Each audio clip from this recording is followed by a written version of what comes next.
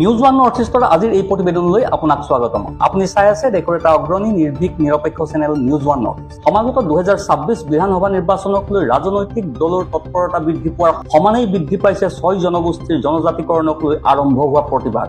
জনজাতিকৰণৰ দাবীত অসমৰ ভূমিপুত্ৰ আহোম, কোচ, মৰাণ, চুতীয়া আদি জনগোষ্ঠীয়ে পৃথকে পৃথকে ধাৰাবাহিকভাৱে অব্যাহত ৰাখিছে প্ৰতিবাদ। কালি নিশাও জনজাতিকৰণৰ দাবীত কেইবা সহস্ৰাধিক চুতীয়া জনগোষ্ঠীৰ লোকে কঁপাই তোলে ধেমাজি সদৰৰ ৰাজপথ।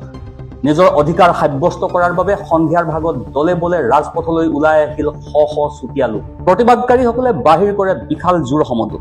দিলীপ দাস আৰু সাধাৰণ সম্পাদক হীৰেন চুতীয়াৰ নেতৃত্বত ধেমাজি আন্তঃৰাজ্যিক বাছ আস্থানৰ বাকৰিৰ পৰা উলিওৱা এই বিশাল জোৰ সমদলত প্ৰায় 10,000 চুতীয়া জনগোষ্ঠীৰ লোকে অংশগ্ৰহণ কৰি কাৰ্যত চৰকাৰৰ বিৰুদ্ধে ব্যাপক প্ৰতিবাদ সাব্যস্ত কৰে।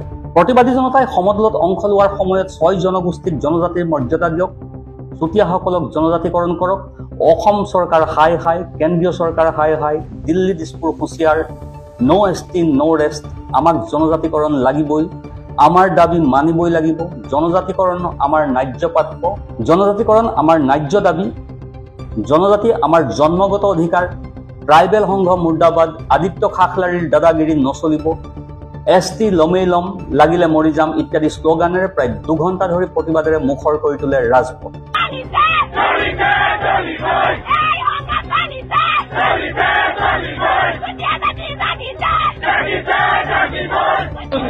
আমি ৰণদংগা বজাইছো আৰু আমি ইয়াৰ পৰা সকলোকে জনাই দিছো যে চুতীয়া ঐক্যবদ্ধ আৰু এইবাৰ যদি 26ৰ আগত যদি চুতীয়া জনগোষ্ঠীক জনজাতিকৰণ নিদিয়ে তেনেহলে তেওঁলোকৰ কাৰ্যসূচী হবলৈ কাৰণে তেওঁলোকে সাজু হৈ থাকক।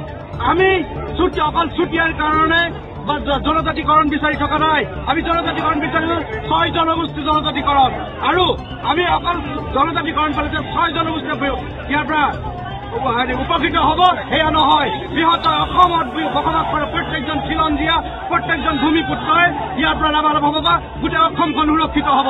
অসম 6 জনগোষ্ঠী জনজাতিকৰণ কৰাৰ লগে লগে অসমখন জনজাতি ৰাজ্য হিচাপে ঘোষণা কৰিব পৰা যাব আৰু ইনাৰ লাইন পাৰ্মিট প্ৰযোজ্য কৰিব পৰা যাব।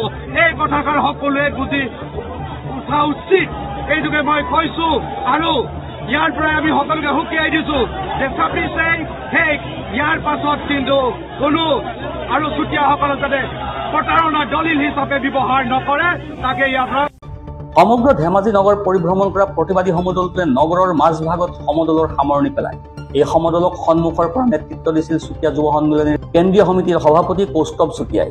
নেতাগৰাকীয়ে কেন্দ্ৰীয় আৰু ৰাজ্য চৰকাৰে দীৰ্ঘদিন ধৰি চুতীয়াসকলক জনজাতিকৰণৰ পৰা বঞ্চিত কৰাত তীব্ৰ ক্ষোভ প্ৰকাশ কৰে।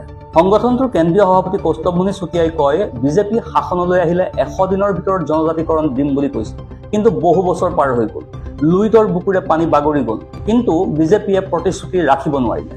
সেয়ে আমি ধেমাজি সদৰৰ পৰা অসম চৰকাৰক শেষ সকিয়নি দিব বিচাৰিছো। 25 নৱেম্বৰত ৰাজ্যসভাত জনজাতিকৰণৰ প্ৰতিবেদন দাখিল কৰি কেন্দ্ৰীয় চৰকাৰলৈ প্ৰেৰণ কৰিব বুলি প্ৰতিশ্ৰুতি দিছে। এই প্ৰতিশ্ৰুতি তেওঁলোকে চুতীয়াসকলৰ সপক্ষে দিবই লাগিব, নহলে ইয়াতকৈ জংগী আন্দোলন গঢ়ি তোলা হ'ব। 2026ত যি নিৰ্বাচনী ফেষ্টিভেল হ'ব তাত 6 জনগোষ্ঠীৰ ৰাইজে বিজেপি চৰকাৰৰ বিৰুদ্ধে নাচিব আৰু তাত তেওঁলোকৰ দৰ্প অহংকাৰ চূৰ্ণ হ'ব। একেদৰে জিলা সমিতিৰ সম্পাদক হীৰেন চুতীয়াইও জনজাতিকৰণ নিদিলে তীব্ৰ আন্দোলন গঢ়ি তুলিব বুলি চৰকাৰক সকিয়নি দিয়ে। Bureau' report, news one north east.